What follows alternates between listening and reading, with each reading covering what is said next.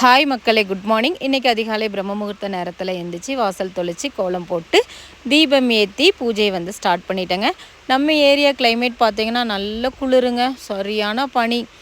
நேற்றுக்கு ஈவினிங்லாம் நல்ல குளிர் இருந்துச்சு. அதே மாதிரி அதிகாலையிலேயும் நல்ல குளிர். இன்றைக்கி நம்ம வீட்டில் என்ன சமையல் அப்படின்னு பார்த்திங்கன்னா, வெண்டைக்காய் சோறு கிண்டி கத்திரிக்காய் கூட்டு தாங்க வைக்க போகிறேன். இது ரெண்டுக்கும் சேர்த்து தான் பெரிய வெங்காயத்தை நறுக்க ஆரம்பிச்சிட்டேன்.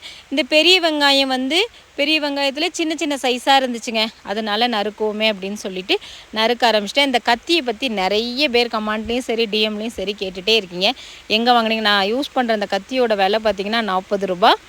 இது வாங்கி ஒரு வருஷம் இருக்கும். இந்த கத்தின்னு இல்லைங்க, எந்த கத்தினாலுமே நான் இதே மாதிரி நறுக்குவேன். பெரிய வெங்காயத்தை நல்ல தனித்தனியாக உதுத்து நறுக்கி எடுக்கணும். இதுக்கு 2 தக்காளி எடுத்து வச்சுருக்கிறேன். ஒரு தக்காளி வெண்டைக்காய் சோறு கிண்டுறதுக்கு, இன்னொரு தக்காளி கத்திரிக்காய் கூட்டுக்கு, அதையும் தனியாக நறுக்கிட்டேன். 2 பச்சை மிளகாய் எடுத்து வச்சுருக்கேன். இதுக்கு என்னென்ன மசாலா பொடி சேர்க்குறேன் அப்படின்னு பார்த்திங்கன்னா, உப்பு, மஞ்சள் பொடி, வத்தல் பொடி, இவ்வளோ தாங்க, வேறு எதுவுமே சேர்க்கலை. கத்திரிக்காய் கூட்டுக்கு இஞ்சி பூண்டையும் குட்டி குட்டியாக நறுக்கிட்டு, அது கூடவே சின்ன சீரகம், மல்லி இலை இதெல்லாம் உரலில் போட்டு நல்லா இடித்து தனியாக கொஞ்சம் எடுத்து வச்சுருக்கிறேன்.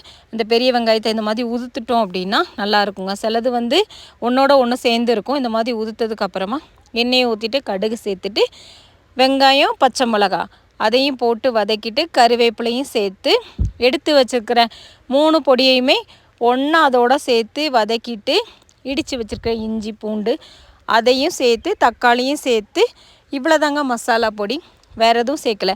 இந்த மாதிரி சிம்பிளாக செய்யும்போது நல்லா இருக்குங்க, சாப்பிட்றதுக்கு நல்ல டேஸ்ட்டாக இருக்கும். அந்த ஒரு தக்காளியும் சேர்த்துட்டு கத்திரிக்காவை நீட்டமாக நறுக்கி தனியாக வேக வச்சு எடுத்துருக்கேங்க. கத்திரிக்காய் ரொம்ப வேகாமல் ஒரு 3/4 வேகிற மாதிரி வேக வச்சு தனியாக எடுத்து வச்சுருக்கேன். அதையும் இதோடு சேர்த்து ஒரு 10 நிமிஷம் மட்டும் இந்த மசாலாவோட கத்திரிக்காய் மிக்ஸ் ஆகணும் அப்படிங்கிறதுக்காக வச்சு இறக்கி தயிர் சோறு, ரசம், சாம்பார் இது கூடலாம் வச்சு சாப்பிட்டோன்னா சூப்பராக இருக்கும். இந்த கத்திரிக்காய் கூட்டை நம்ம வீட்டில் எப்போ சமைச்சாலும் சரி, அது ஒரே டைமில் காலியாயிருங்க. ஏன்னா எல்லாருமே நல்லா சாப்பிடுவாங்க. யாருக்கெல்லாம் இந்த கத்திரிக்காய் கூட்டு பிடிக்கும் அப்படிங்கிறத பற்றி கமெண்ட் பண்ணுங்கள். ஸோ மக்களே, இந்த வீடியோ பிடிச்சிருந்தால் மறக்காமல் லைக் அண்ட் ஷேர் பண்ணுங்கள். உங்கள் எல்லாருக்குமே have a nice day. Thank you.